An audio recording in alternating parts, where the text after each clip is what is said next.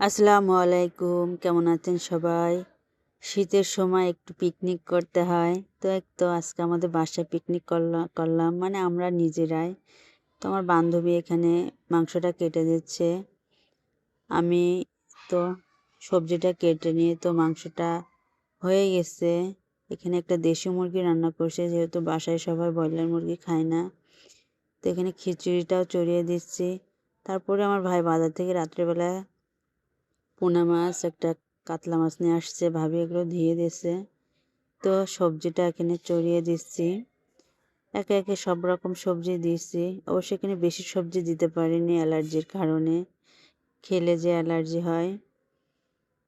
তারপরে তো একে একে সব কিছু দিয়ে সবজিটা নামিয়ে নিয়েছি। তারপরে ভাতের জন্য গরম পানি, পেঁয়াজ, মানে যা যা লাগে আর কি খিচুড়িতে দেওয়ার জন্য।